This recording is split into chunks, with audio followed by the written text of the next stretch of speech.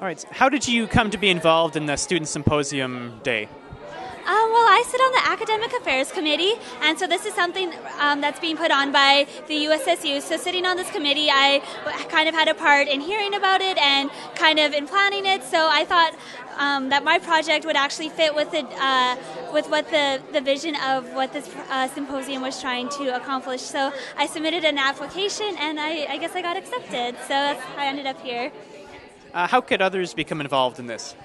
I would recommend liking the USSU on Facebook and following them on Twitter. I think social media is a great way to get involved as well. It's just like looking for different posters across campus. They usually have lots of cool events going on, as well as looking at the announcements tabs on your PAWS account. They have lots of different events advertised there as well. All right, so could you briefly describe your project to me?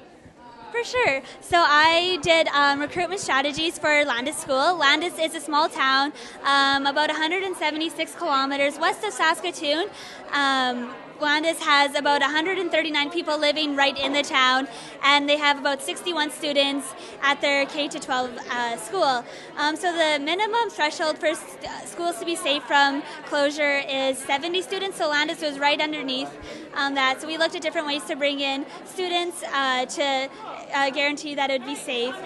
So one thing that we looked at was international recruitment, because a lot of small town communities in the different areas, they are also facing similar problems, so we didn't want to steal students away from them and then they would be forced to be reviewed for school closure.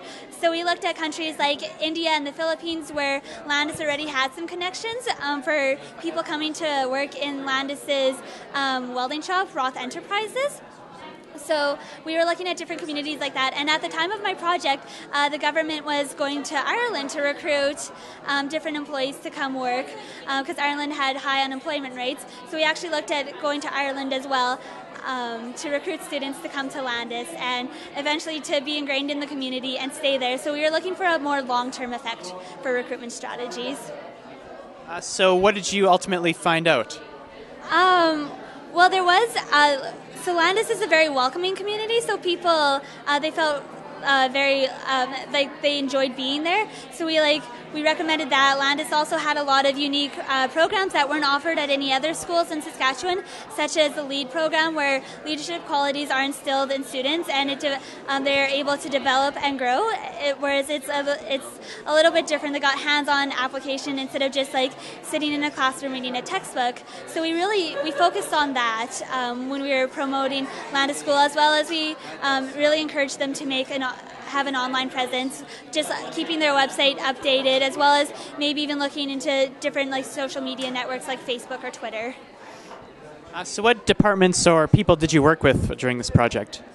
Well, this was through Edwards School of Business. This was for Comp 343, recruitment selection and engagement. So I worked, Dr. Chelsea Wilness was my professor for this class. So she actually set us up with Landis School, and we worked with Douglas Drover of Landis. He's a guidance counselor, I believe was his title at Landis, as well as he was a teacher. I believe he was a high school teacher, so we worked quite closely with him, as well as we also worked closely with the students. They actually ended up making us a YouTube video to help promote Landis. So how has this experience informed your future aspirations or career goals? I guess this was kind of the start when I really got into sustainability initiatives. I've always been very passionate about the environment, but it made me realize that you could be sustainable in so many more ways than just environment, including like supporting local businesses or making sure local like small communities don't just disappear. One thing is, once schools shut down, then the communities usually become a ghost town because families move away, and if there's no school, people aren't as compelled to move to this town. So it made me really support sustainability initiatives, and even just like, buying local, making sure that things in this area are going to be able to thrive for the long term. So what do you think you learned in this experience that you wouldn't have learned just in a classroom? Well, this project was really unique because we went to Landis for a day. The professor rented a coach bus and she took us out there. So we got to meet with the students, and we had a client. We weren't just writing for the professor, performing for the professor. We were doing this to better someone else. So it was very unique, and even just it gave us the chance to meet with somebody, to discuss our ideas, to go back and forth. Whereas in a classroom, sometimes you just have interaction with the professor, if that. So it was very unique to be able to work with a different school and, learn from them.